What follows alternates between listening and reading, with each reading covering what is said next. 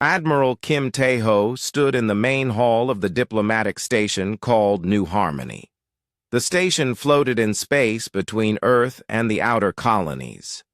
It was built for meetings like this one. Kim had been to many meetings here, but none felt as heavy as this one. The hall was huge. The ceiling went up so high that Kim could barely see the top. Strange lights from different worlds hung everywhere. Each light came from a different planet in the galaxy. The Galactic Council wanted everyone to remember how big and powerful they were. Kim looked at his watch. The council would arrive soon. He had been preparing for this meeting for weeks. His uniform was perfect, his papers were ready. But deep inside, he knew this would not be a normal talk. Dr. Park So-jin sat at a small table near the wall. She was Earth's best expert on alien species. Her job was to watch and listen. She studied how different aliens acted and spoke.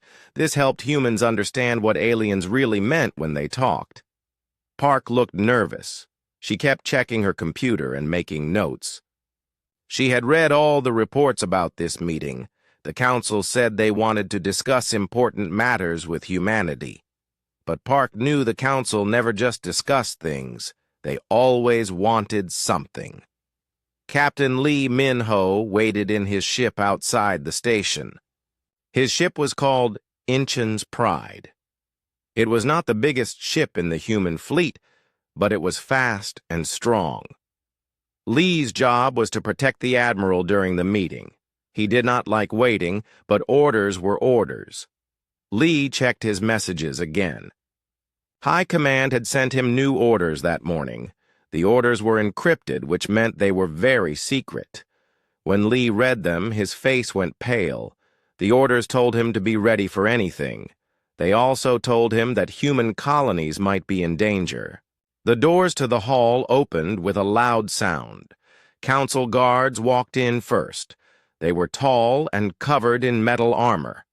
Behind them came the council members themselves. Speaker Velthar led the group. He was from the Velkari species. The Velkari looked like giant lizards that walked on two legs. They had sharp teeth and cold eyes. Velthar was old, even for a Velkari. He had been speaker for over 50 years. Other council members followed behind Velthar. There was Commander Zekton from the Rigel Empire. His people looked like big insects with 4 arms. There was also Counselor Ithes from the Crystal Worlds. Her species was made of living stone that could change shape, but the most dangerous one was War Master Kethvar. He came from a species called the Thanok. They were born fighters. Kethvar had led the Council's armies for 20 years. He had never lost a battle. His presence at the meeting told Kim that the council was very serious. Admiral Kim stood up as the council members took their seats. The table was shaped like a circle, but the council sat on one side, and Kim sat alone on the other. This was meant to show that the council was united and humanity was isolated. "Admiral Kim," Speaker Velthar said. His voice was deep and cold. "We thank you for coming to this meeting. The Galactic Council has important matters to discuss with your species." Kim nodded. "The Terran Federation is always willing to talk with the Council." Velthar's mouth curved into what might have been a smile, but it showed too many sharp teeth. "Good. We appreciate your cooperation. This will make things much easier for everyone." Dr. Park made a note on her computer. She had studied Velkari behavior for years. When they showed their teeth like that, it usually meant trouble. "The matter is simple," Velthar continued. "The galaxy is growing crowded. New species are joining the Council every year. They need places to live and grow. The Council has decided that some changes must be made." Kim felt his stomach tighten, but he kept his face calm. "What kind of changes?" War Master Kethvar leaned forward. 12 of your outer colonies must be given up. The species who will replace your people need those worlds more than humans do. This is not negotiable." The words hit Kim like a physical blow. 12 colonies meant millions of human lives. Families who had lived on those worlds for generations. Children who had been born there and knew no other home. "That is a significant request," Kim said carefully. "Those colonies have been human settlements for over a century. The people there consider those worlds their homes." Counselor Ethes spoke for the first time. Her voice sounded like rocks grinding together. "Homes can be changed. Lives can be moved. The greater good of the galaxy must come first." Dr. Park's fingers moved quickly over her computer. She was recording everything and analyzing the alien's body language. What she saw made her worried. The council members were not acting like people who wanted to negotiate. They were acting like people who had already made their decision. "Which colonies?" Kim asked. Commander Zekton pulled out a data pad. "New. Seoul, Busan Station, Gwangju Prime, Daegu World, Ulsan Colony, Jeonju Settlement, Suwon Outpost, Pohang Base, Changwon Territory, Goyang District, Songnam Sector, and Bucheon Frontier." Kim knew all those names. New Seoul alone had over 3 million people. Busan Station was humanity's biggest mining operation in that sector. Gwangju Prime grew food for 6 other human worlds. These were not empty rocks in space. They were thriving communities. "The people living there," Kim said. "What happens to them?" "They will be relocated," Velthar said. "The Council will provide transport to other human worlds. This is more generous than we usually offer." Park looked up from her computer. She had found something in the historical records. Other species had been given similar generous offers before. None of those species had ended up better off. Most had lost much more than they were promised. Captain Lee Min-ho received a priority message on his ship. It was from Human Intelligence Services. The message was short but terrifying. "Council fleets moving toward human space. Arrival estimated in 72 hours. Lee stared at the message.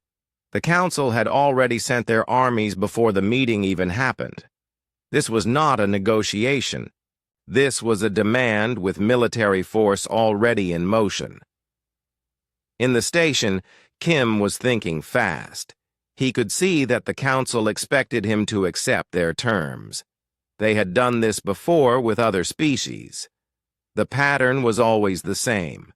Make demands, show force, accept surrender. But humans were different. Kim had been chosen for this job because he understood something that the Council did not. Humans had a word that they used when faced with unfair demands. It was a simple word, but it had changed history many times before. "I need time to consider this proposal," Kim said. War Master Kethavar's eyes narrowed. "There is nothing to consider. You will accept our terms, or we will take what we need anyway. Choose now." The room became very quiet. Dr. Park stopped typing.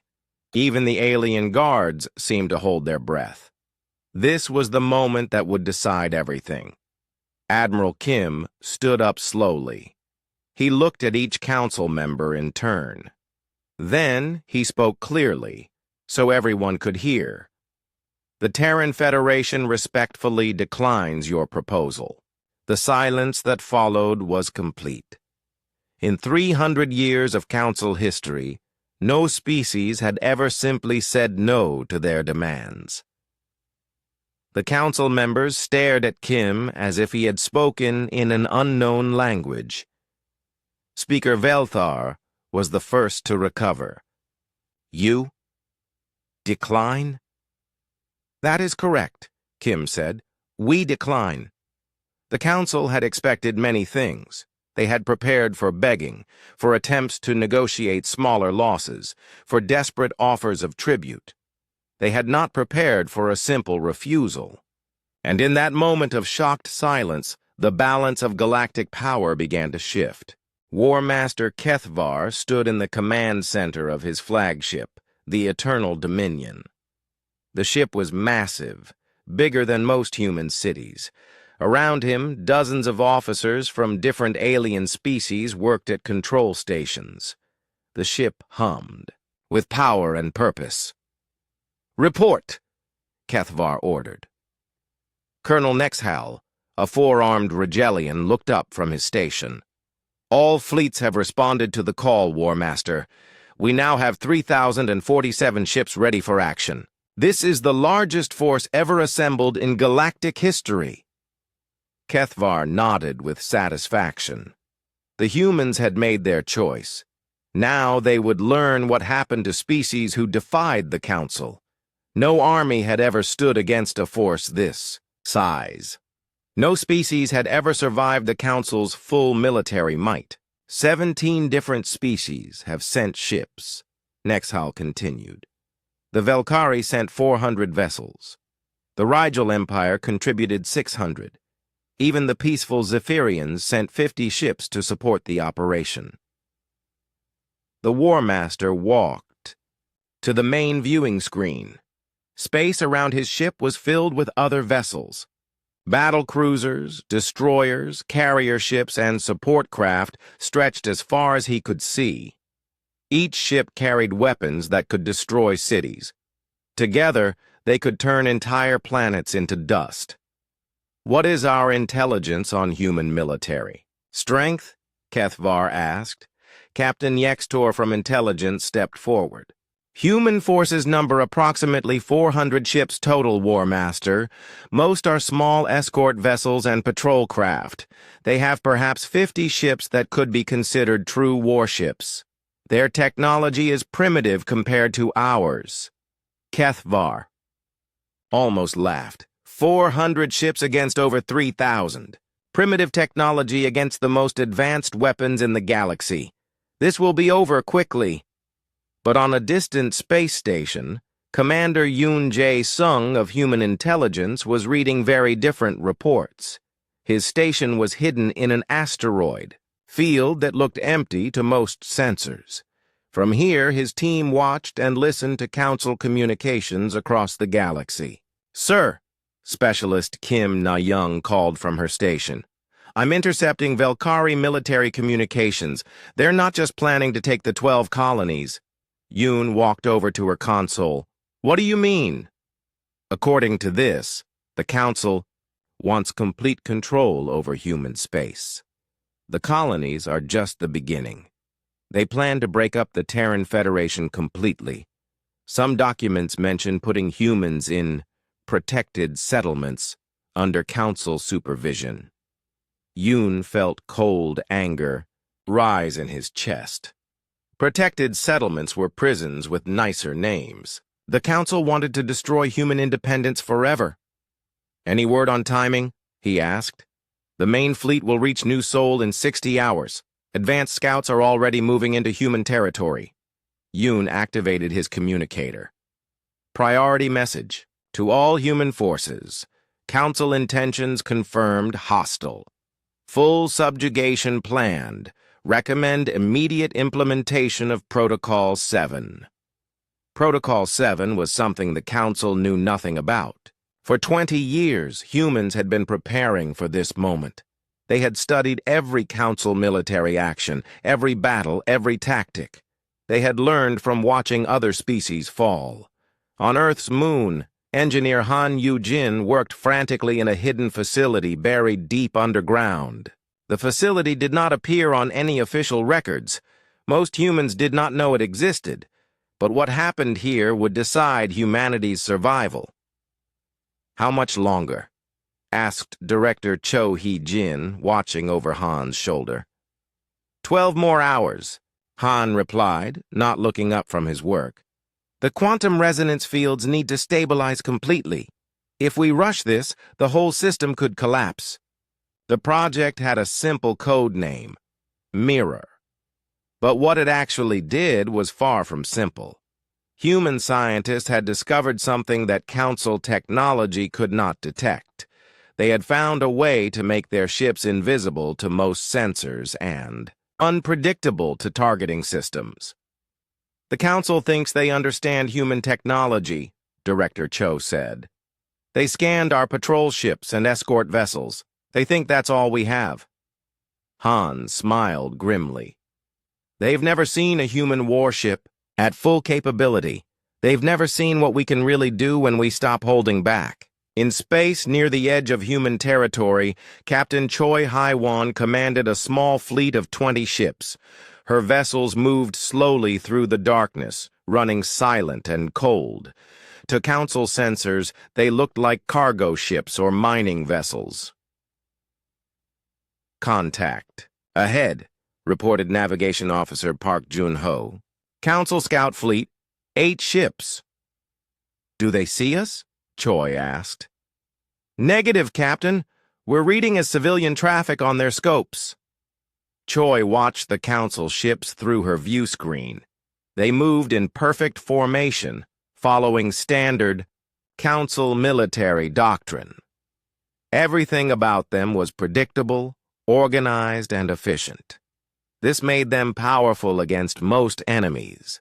But humans had learned that predictable enemies were also vulnerable enemies. Follow them, Choi ordered. Maintain distance. I want to know where they're going and what they're doing. Her ships shadowed the Council scouts for hours. The aliens never suspected they were being watched. They made regular reports to their command ship. They followed patrol routes that had been used for decades. They did everything exactly as their training taught them. They're mapping our defensive positions, observed Tactical Officer Lee Dong-ho. Standard pre-invasion reconnaissance. Let them map, Choi said. They're only seeing what we want them to see. Meanwhile, on the Council's capital world of Dominion Prime, Speaker Velthar addressed the full assembly. Representatives from dozens of species filled the Great Chamber. The meeting was being broadcast across the galaxy. Fellow beings of the Council, Velthar began, his voice carrying to every corner of the chamber. We face a challenge to our authority. The human species has refused a reasonable request for territorial adjustment. Murmurs ran through the crowd. Most species had never heard of anyone refusing the Council's demands. This cannot be allowed to stand, Velthar continued. If one species can defy the Council's will, others might follow. The peace and order we have maintained for centuries could collapse. Counselor Withes from the Crystal Worlds spoke up. What action does the Council propose? War Master Kaithvar will demonstrate to the humans the cost of defiance. Once they see our strength, they will surrender. This lesson will also remind other species of the wisdom of cooperation. The vote was unanimous. Every council member agreed to support military action against humanity. But what they didn't know was that several species were already having second thoughts about council rule. Ambassador Song Yun-ji received a secret message at the human embassy on Zephyrian Prime. The message came from High Chancellor Wex Hai of the Zephyrian government. It was encrypted and marked as highly confidential.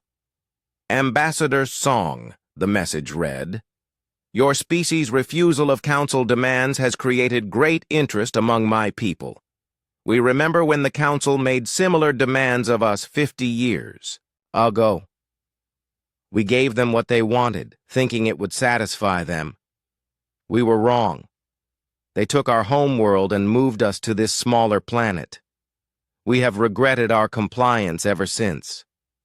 Song read the message 3 times to make sure she understood correctly. The Zephyrians were offering support to humanity. This was unprecedented. If your people truly intend to resist, the message continued, there are others who would assist you. The Council's grip on the galaxy is not as strong as they believe. Many species serve them out of fear, not loyalty. Song immediately forwarded the message to Earth Command with her own analysis. The Council may have made a critical error. By threatening humanity publicly, they've reminded other species of their own losses. We may not be as alone as we thought. Back. On his flagship, War Master Kethvar reviewed the final battle plans. The operation would begin with orbital bombardment of military targets. Then ground forces would occupy the colonies. Any human resistance would be crushed quickly and completely. The humans will surrender after the first demonstration of our power, he told his staff. Their admiral was clearly inexperienced. No rational species fights against impossible odds. But Kethvar had made the same mistake that every council leader made. He assumed that other species thought like council species. He believed that all intelligent beings would choose survival over principle. He did not understand that humans had a different definition of rational behavior. He did not know that humans had spent their entire history fighting against impossible odds. And he had no idea that humans had been preparing for this war since the day they first met the Council. The Great Fleet began moving toward human space. 3,000 ships carrying the most advanced weapons in the galaxy. The Council was confident that this show of force would end human independence forever. They were about to discover how wrong they were. The Council's Grand Armada arrived at New Sol System like a metal storm. 3,000 ships dropped out of faster-than-light travel in perfect formation. The sight was meant to terrify any enemy into immediate surrender. War Master Kethvar stood on his command bridge, expecting to see human ships fleeing in panic. Instead, he saw empty space. "Where are the human defenders?" Kethvar demanded. Colonel Nexhal checked his sensors twice before answering.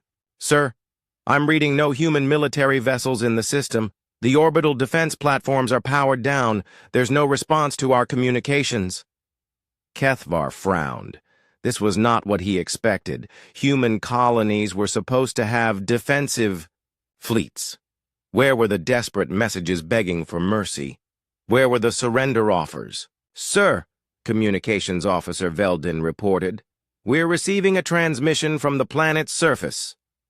Put it on main screen. The image that appeared showed a human military officer standing in what looked like an empty city square. His uniform was clean and pressed. His expression was calm. Behind him, the buildings of New Sol's capital city stood intact but eerily quiet. "I am Colonel Park Dong-wook, commanding officer of New Sol Colony," the human said. "You are not welcome here. You are not invited, and you are not wanted. I strongly suggest you leave." Kethvar stared at the screen in disbelief. One human officer standing alone, telling the greatest military force in galactic history to go away. It would have been funny if it wasn't so insulting. "Colonel Park," Kethvar said, activating his own communications. "I am War Master Kethvar of the Galactic Council. You are greatly outnumbered. Surrender now, and your people will be treated well." Park's expression didn't change. "War Master, I repeat, you are not welcome here. This is your final warning." Final. "Warning?" Kethvar roared. "You have one ship for every 8 of mine. What possible threat could you pose?" Park smiled slightly. "You're about to find out." The transmission ended. Kethvar was furious. No species had ever shown such disrespect. To Council forces. Begin the attack. Target their communications centers and power plants. Show them what happens to those who defy the Council. But as soon as the first Council ships moved toward the planet, something unexpected happened. Human ships began appearing. From behind moons. From asteroid fields. From locations where sensors had detected nothing. Lieutenant Commander Shin Mi-kyung commanded one of these ships, the destroyer Daegu's Fury. Her vessel had been hiding in the shadow of New Seoul's largest, Moon, running completely silent for 12 hours. "Target the lead council destroyer," she ordered her weapons officer. "Maximum power to forward guns." "Ma'am, should we identify ourselves first?" asked Ensign Bae Soo-ho. "No," Shin replied. "They were warned." The Daegu's Fury struck without warning.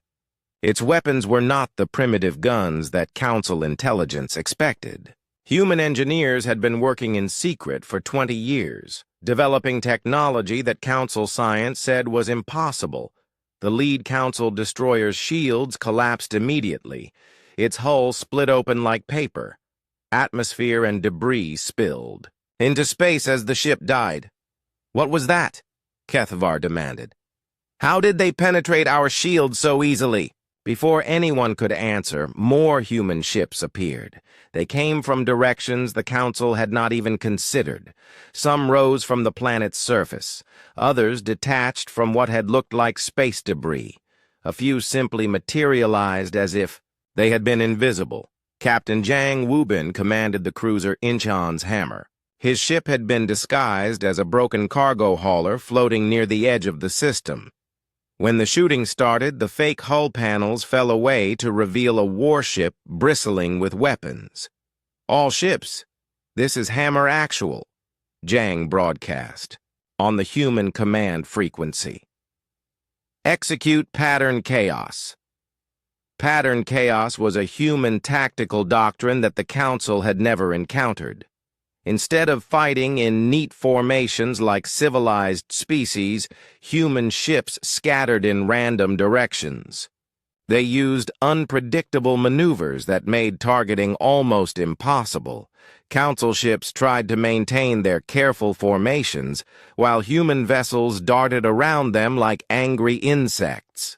But formation fighting required predictable enemy behavior. Against humans, it became a weakness instead of a strength. "Sir," Colonel Nexhal reported, "the humans are not following standard engagement protocols. Our tactical computers cannot predict their movements." Kethvar watched his orderly battle. Plan fall apart. Human ships would attack one target, then immediately flee before reinforcements could arrive. They would appear to retreat, then ambush pursuing vessels. They fought like no military force he had ever seen. Tech specialist Bai Junseo worked from the hidden command center deep under New Seoul's capital city. His job was to coordinate the defense using humanity's greatest weapon, unpredictability itself. Shark Pack 7, hit the supply convoy on the system's edge, then disappear, he ordered. Hunter Group 3, those Council cruisers are moving into ambush formation. Show them how a real ambush works. Bay's screens showed the entire battle in real time. Council forces still had overwhelming numbers, but they were fighting the wrong kind of war. They expected human ships to stand and fight like honorable opponents. Instead, humans treated the battle like a hunt. Commander Yoon Jae-sung watched from his hidden intelligence station. His sensors tracked every ship in the system. What he saw made him smile for the first time in days. "The Council is losing ships at a rate of 5-1, he reported to Earth Command. "Their formations are breaking down. Kethvar is trying to regroup, but our ships won't let him."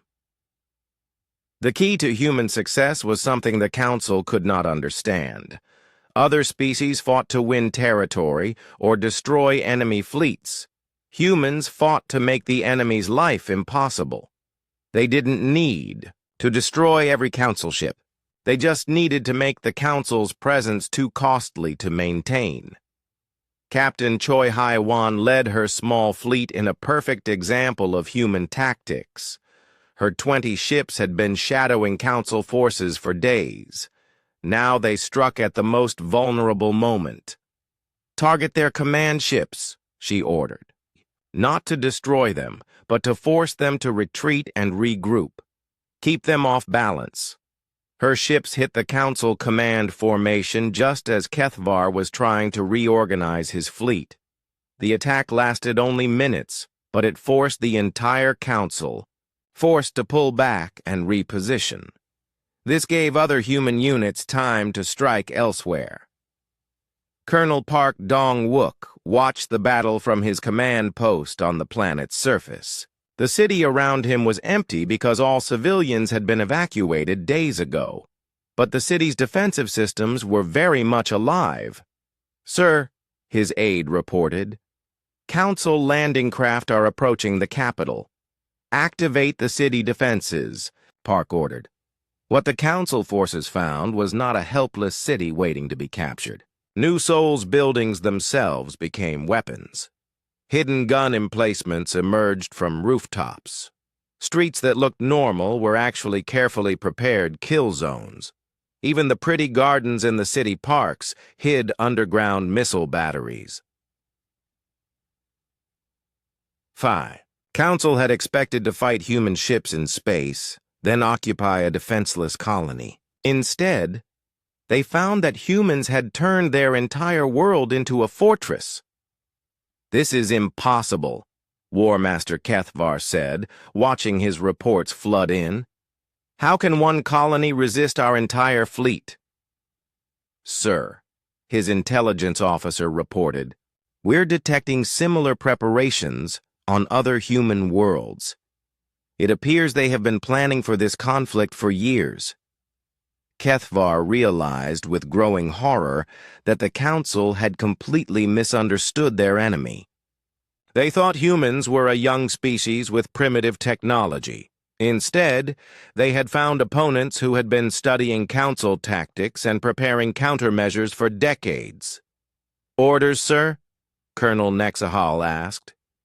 Kethvar looked at his tactical display. His force still had more ships than the humans, but his ships were designed for fighting other Council species who followed predictable rules. Against human tactics, his numerical advantage was almost useless. Worse, his casualties were mounting while the humans seemed to suffer very few losses. Human ships would strike, disappear, and strike again somewhere else. It was like fighting shadows. "Sir," another officer reported, "the humans are broadcasting something on all frequencies." "Put it through." Colonel Park's voice filled the command center again. "War Master Kethvar, this is your second warning. Leave our system now, or face the consequences." "Second warning?" Kethvar snarled. "I have 3,000 ships." "You had 3,000 ships," Park corrected. "Our count shows you now have 2,600 functional vessels. At your current rate of loss, you'll be down to 2,000 within 6 hours. I suggest you cut your losses and withdraw." The transmission ended, leaving Kethvar staring at his damage reports. The human was right. In just 4 hours of fighting, the Council had lost over 400 ships without destroying a single major human target. For the first time in galactic history, a Council military force was being forced to retreat. But Kethvar was too proud to admit defeat. He had one more card to play. "Prepare for orbital bombardment," he ordered. "If we cannot take the planet, we will destroy it. That will show the galaxy what happens to those who resist us." But as his heavy ships moved into bombardment position, more human vessels appeared. These were different from the ships they had been fighting. They were larger, more heavily armed. News of the battle at New Seoul spread across the galaxy faster than light itself. On 1,000 worlds, billions of beings watched in amazement as reports came in. For the first time in 3 centuries, a Council military force had been defeated. Ambassador Song Eunji sat in her office on Zephyrian Prime, reading message after message from species across the galaxy. Her communication system had never been this busy. Every few minutes, another encrypted transmission arrived from another world. Ambassador, her aide, Secretary Kim Min-ah, said as she entered the office. High Chancellor Wexhai is here to see you. He says it's urgent. Song nodded. Send him in. The Zephyrian leader entered quickly, his 6 eyes darting around to make sure they were alone. Zephyrians looked like tall, graceful birds that walked upright. Their feathers changed color, with their emotions. Right now, Wexhai's feathers showed the bright yellow of excitement. Ambassador Song, he said in his melodic voice, my people are asking questions I have never heard before. They want to know how humans said no to the council. They want to know if we could say no to... Song felt her heart race. What are you saying, Chancellor? I am saying that your species has done something impossible. You have shown the galaxy that the council can be defeated. Other species are taking notice. Song activated her secure communication system. Let me show you something, Chancellor. In the last 6 hours, I have received secret messages from 43 different worlds. Species that have been silent for decades are suddenly asking the same question. How did you resist? She pulled up a map of the galaxy on her wall screen. Dozens of star systems were blinking with incoming messages. The Altarians want to know if humans would help them reclaim their mining worlds, Song continued. The Deneb Collective is asking about forming a mutual defense pact. Even the peaceful Andromedans are inquiring about alternative governance structures. Wexhai's feathers shifted to deep blue, the color of wonder. The Council has ruled through fear for so long that many species forgot what freedom looked like. Your resistance is reminding them. On Earth, General Lim Hyun-suk stood in the underground command center known as Deep 7. The facility was buried 3 kilometers below the surface of the Korean peninsula. From here, humanity's military leaders coordinated their defense against the Council. General, Communications Director Yoo Hee-jin called from her station. Priority message from Admiral Kim. The Council fleet has withdrawn from New Seoul System. The command center erupted in cheers. For a moment, the professional military officers forgot their discipline and celebrated like children. They had done it. They had actually forced the mighty council to retreat, but General Lim did not celebrate. He had been preparing for this war for 20 years. He knew that one victory did not win a war. Quiet down, people, he ordered. This is just the beginning. The council will not accept this defeat. They'll be back with more ships and different tactics. Intelligence Officer Colonel SEO Young-ho approached with a data pad. Sir, our long-range sensors are tracking Council fleet movements across the galaxy. They're consolidating forces from 12 different sectors. War Master Kethvar is calling for reinforcements. How many ships are they gathering? Lim asked. Conservative estimate, 8,000 vessels. Possibly more. The celebration in the command center died instantly. Everyone understood what that meant. The Council was preparing for total war. Sir, Colonel Seo continued, there's something else. We're intercepting communications from non-Council species. Many of them are expressing support for our resistance. Some are even offering assistance. General Lim raised an eyebrow. What kind of assistance? Intelligence mainly, fleet movements, Council supply routes, defensive positions. The Zephyrians have provided complete technical specifications for Council shield technology. The Altarians sent us mineral surveys of Council-controlled systems. Lim began to smile. The Council has made enemies over the centuries. Now those enemies see an opportunity. Captain Jang Woo-bin commanded the cruiser Incheon's Hammer as it patrolled the edge of human space. His ship had been modified with new technology provided by sympathetic alien species. The upgrades made his vessel even more dangerous to Council forces. Captain, Sensor Officer Park So-Young reported. We're detecting a small convoy entering the system. Configuration matches Procyon merchant vessels. The Proteon were a trading species that had remained neutral in galactic politics for centuries. They sold goods to anyone who could pay, regardless of political affiliation. Hail them, Jang ordered. The face that appeared on his screen belonged to Captain Threxnell, a Procyon trader he had dealt with before. The Procyon looked like a cross between a bear and a walrus, with thick fur and long tusks. Captain Jang, Threxnell said in heavily accented standard. Good to see you alive. Heard you gave Council big headache at New Seoul. News travels fast, Jang replied. What brings you to human space, Threxnell? The alien's expression became serious. Brought you gift. Information about Council fleet movements. Also brought friends who want to talk. Two more faces appeared on the screen. One was a Rigelian with distinctive 4 arms. The other was a species Jang didn't recognize. Humanoid, but with silver skin and white hair. I am Commander Rexhell of the Rigelian Colonial Fleet, the 4-armed alien said. My ships have been ordered to attack human colonies. I refuse to follow these orders. The silver-skinned alien spoke next. I am Captain Velshara of the Tau Ceti Defense Force.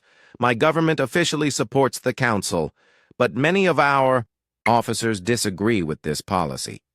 Jang realized what he was seeing. These were Council military officers who were defecting to the human side. This was unprecedented. How many others feel as you do? He asked. More than you might think, Rexhell replied. The Council rules through fear, but fear works both ways. Many species serve them because they believe resistance is impossible. Your victory at New Seoul proves them wrong. Dr. Kwon Young-hee stood in the main broadcasting center of Earth's global news network. She had been humanity's chief spokesperson for years.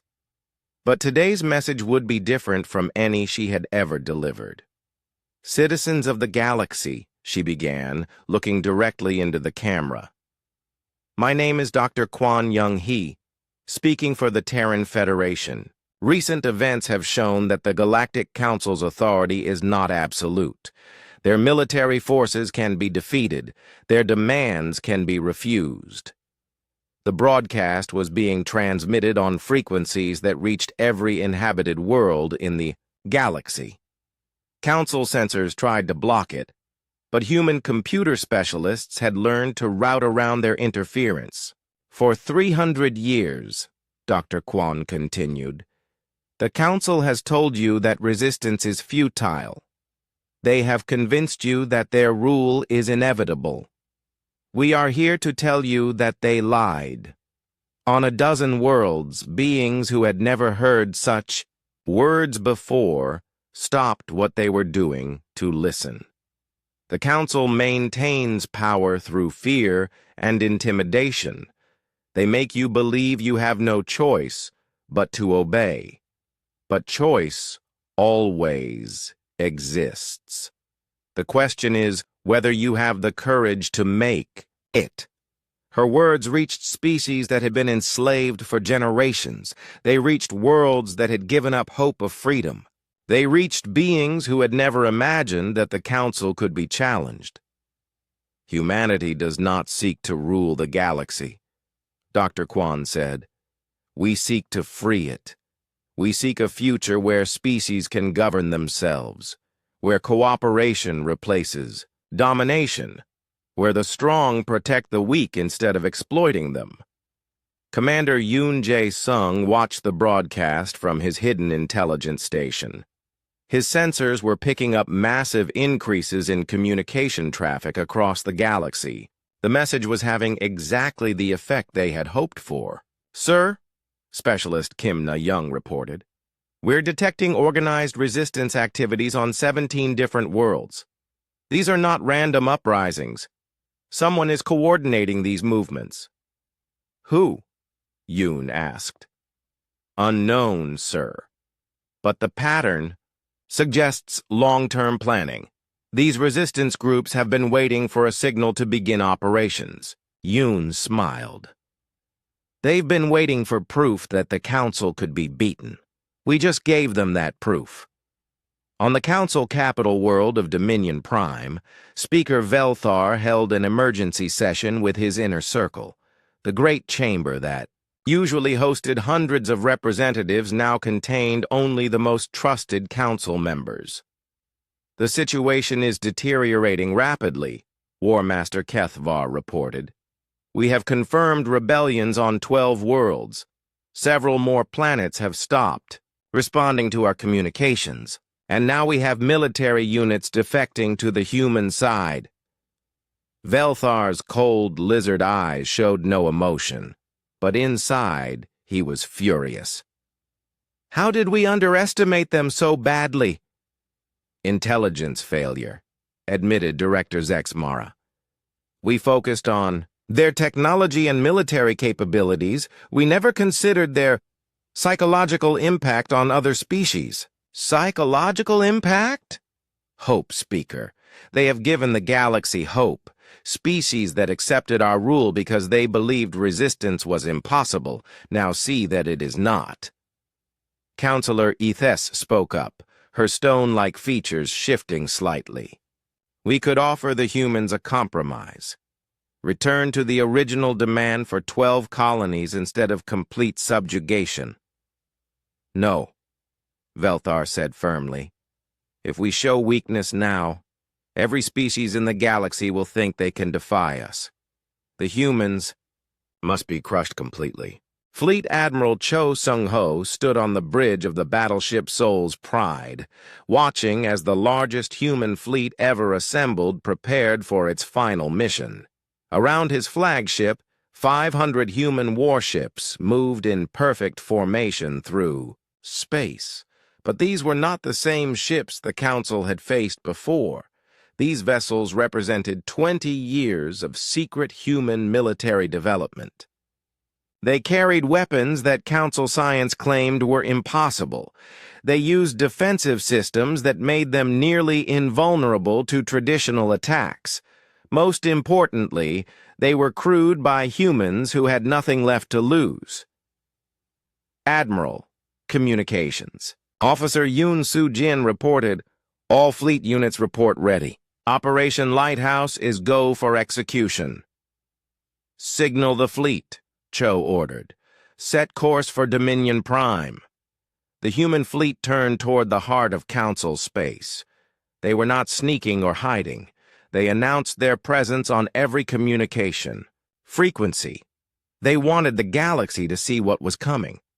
On the Council capital world, Speaker Velthar received the news with disbelief. 500 ships? That's impossible. Human intelligence reported they had only 400 total vessels. War Master Kethvar studied the tactical reports with growing unease. These are not the same ships we fought at New Seoul. Energy signatures are completely different. These appear to be purpose-built warships. Purpose-built for what? For fighting us, Speaker. Everything about their design suggests they were created specifically to counter Council technology. In the Great Council chamber, panic was beginning to spread. Representatives from dozens of species watched the news feeds in horror. The humans were coming to the capital itself. This was supposed to be impossible. How many ships do we have? Defending the capital? Velthar demanded. 800 in the home fleet, Kethvar replied. Plus 400 more from the reinforcement groups. We still outnumber them. But Velthar remembered that the Council had outnumbered the humans. At New Seoul, too. Numbers hadn't mattered then. Why would they matter now? President Kang So-young sat in the secure conference room beneath the Blue House in Seoul, Earth. Around the table sat the leaders of humanity's government and military. Today they would make the most important decision in human history. The Council has offered to negotiate, Foreign Minister Ryu Tae-min reported. They're willing to return to the original demand. Just 12 colonies, not complete subjugation. And if we refuse? General Lim asked. They promise total destruction of all human worlds. President Kang looked around the table. Recommendations? Admiral Kim Tae-ho spoke first. Ma'am, we knew this moment would come. The Council only negotiates when they're losing. They're scared. They should be, added General Lim. Our intelligence reports show active rebellions on 47 worlds now. Council authority is collapsing across 3 sectors. Defense Minister Park Hwan-sung pulled up a galaxy map. Ma'am, if we accept their offer now, we save human lives in the short term.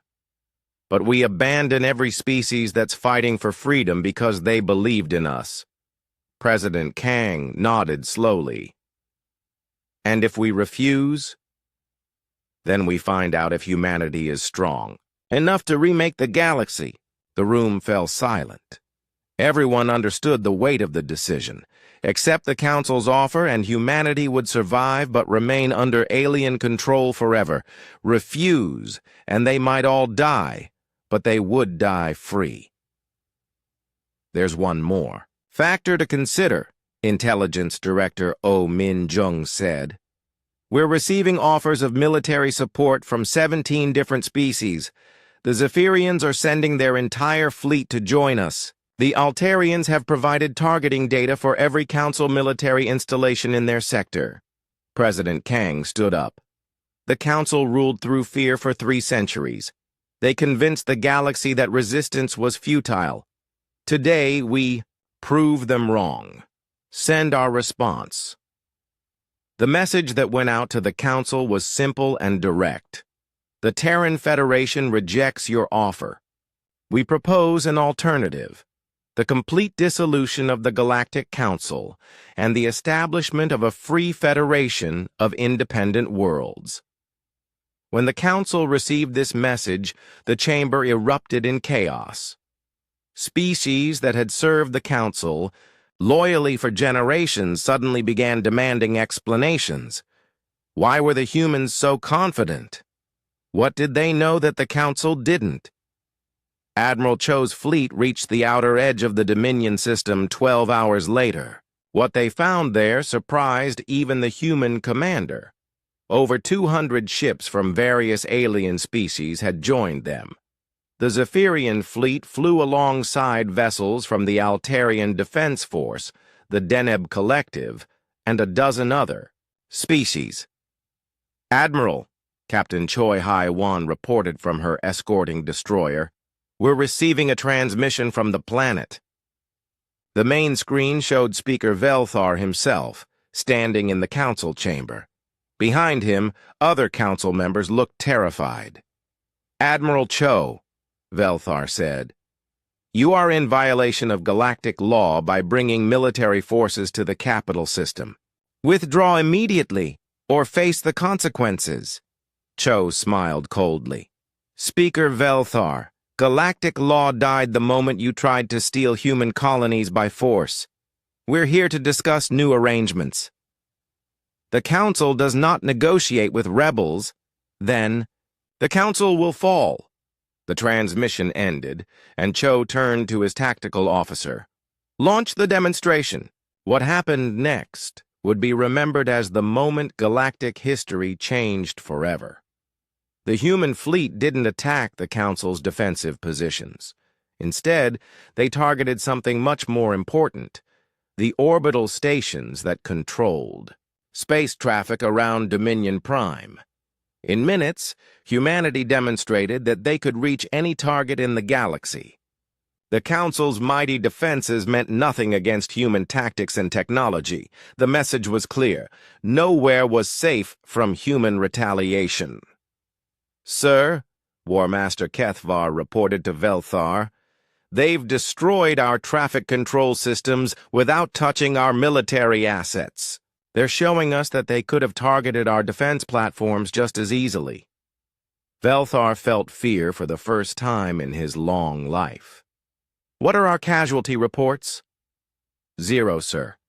They disabled the stations and evacuated all personnel. First, no one was killed.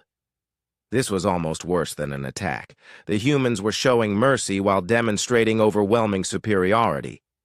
They were proving that they could destroy the council capital but chose not to.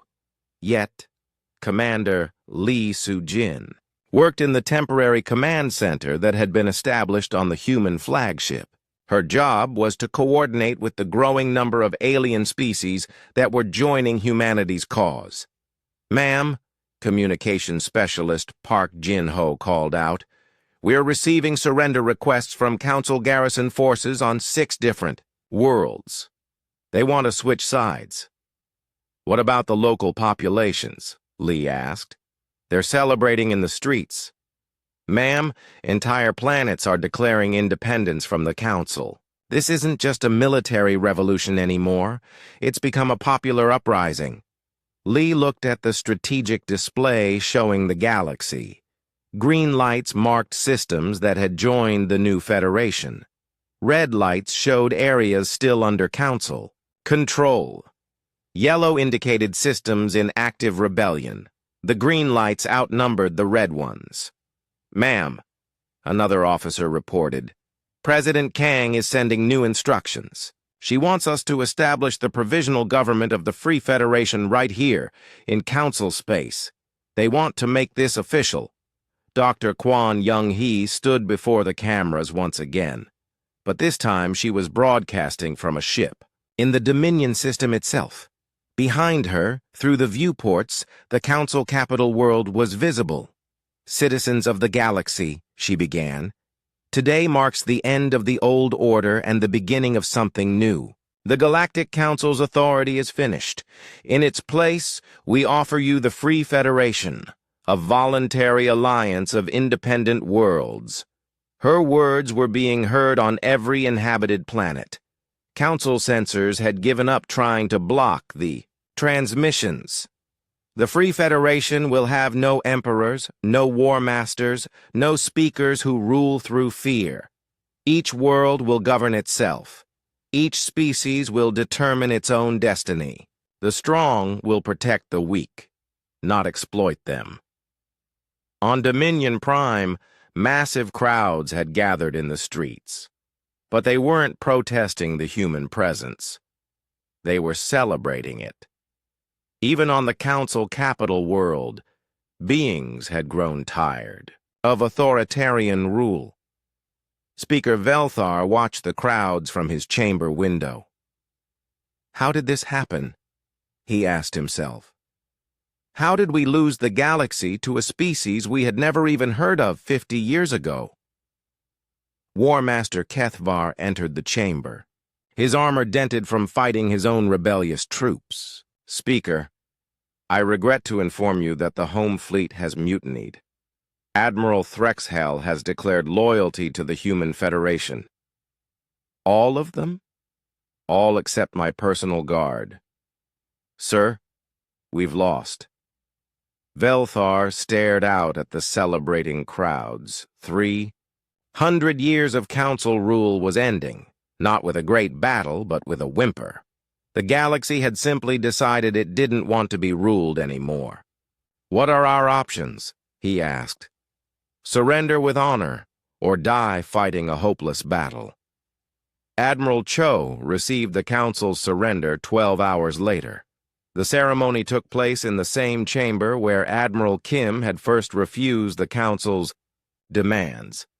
But now the power dynamic had completely reversed.